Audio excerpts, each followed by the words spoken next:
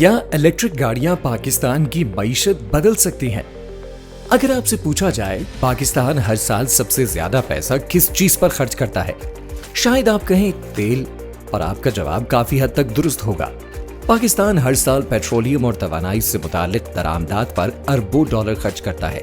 यही दरामदात मुल्क के ज़र मुबादला के ज़खायर पर भी दबाव डालती हैं और आलमी मंडी में तेल की कीमत बढ़ते ही पाकिस्तान की मईशत भी मुतासिर होने लगती है। लेकिन अगर यही इन्हिसार कम किया जा सके तो क्या सिर्फ गाड़ियां बदलने से पाकिस्तान की मईशत भी बदल सकती है? दुनिया में इस सवाल का जवाब सबसे पहले जिस मुल्क ने दिया वो चीन है। आज चीनी इलेक्ट्रिक गाड़ियां सिर्फ चीन में ही नहीं बल्कि यूरोप समेत दुनिया की बड़ी मंडियों में तेजी से अपनी जगह बना रही है।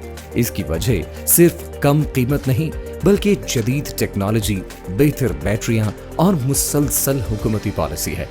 पाकिस्तान भी अब इसी रास्ते पर चलने की कोशिश कर रहा है। हुकूमत की नेशनल इलेक्ट्रिक व्हीकल पॉलिसी 2025-30 का हदफ है कि 2030 तक नई फरोख्त होने वाली गाड़ियों में 30% हिस्सा इलेक्ट्रिक गाड़ियों का हो।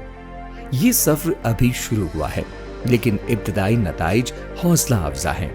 इंजीनियरिंग डेवलपमेंट बोर्ड अब तक 101 कंपनियों को इलेक्ट्रिक मोटरसाइकिलें और रिक्शा बनाने के लाइसेंस जारी कर चुका है। चंद साल पहले पाकिस्तान में सिर्फ चंद हजार इलेक्ट्रिक बाइक्स तैयार होती थीं। आज उनकी पैदावार तकरीबन 2 लाख तक पहुंच चुकी है। लेकिन असल सवाल ये है, इससे पाकिस्तान को फायदा क्या होगा? माहिरीन के मुताबिक पाकिस्तान हर साल 15 अरब डॉलर से ज्यादा पेट्रोलियम और तवानाई की दरामदात पर खर्च करता है। अगर इलेक्ट्रिक गाड़ियों का इस्तेमाल बढ़ता है तो यही दरामदी बिल कम हो सकता है। सरकारी अंदाजों के मुताबिक अगर 2030 तक हुकूमती हदफ हासिल हो जाता है तो पाकिस्तान हर साल 2 अरब 7 करोड़ लीटर से ज्यादा ईंधन बचा सकता है। कार्बन के इखराज में लाखों टन कमी आ सकती है और तकरीबन 1 अरब डॉलर का ज़र मुबादला भी बचाया जा सकता है। दिलचस्प बात यह है, पाकिस्तान के पास एक और बड़ी ताकत भी मौजूद है। गुज़िश्ता चंद बरसों में मुल्क में बड़ी तादाद में सोलर पैनल्स नस्ब हुए हैं। अगर इलेक्ट्रिक गाड़ियों की चार्जिंग सोलर तवानाई के साथ मुंसलिक हो जाए तो न सिर्फ बिजली सस्ती होगी बल्कि दरामदी ईंधन पर इन्हिसार भी मजीद कम हो जाएगा। और अब इस सफर में एक और अहम पेशरफ्त सामने आई है। दुनिया की मारूफ चीनी कंपनी BYD पाकिस्तान में अपना असेंबली प्लांट कायम कर रही है। सिंध के इलाके घारों में कायम होने वाला ये प्लांट हर साल तकरीबन 25,000 इलेक्ट्रिक गाड़ियां तैयार करने की सलाहियत रखेगा। माहिरीन का कहना है ये सिर्फ एक नई फैक्ट्री नहीं बल्कि पाकिस्तान में एक नई सनत की बुनियाद भी बन सकती है।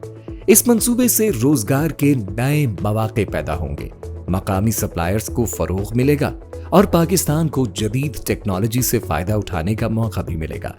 लेकिन माहिरीन एक बात पर जोर देते हैं, सिर्फ गाड़ियां असेंबल करने से ज्यादा फायदा नहीं होगा। असल कामयाबी तब होगी जब पाकिस्तान बैटरियां, पुर्जे, तहकीक और टेक्नोलॉजी भी मुल्क के अंदर तैयार करना शुरू करे। चीन ने भी यही रास्ता इख्तियार किया था।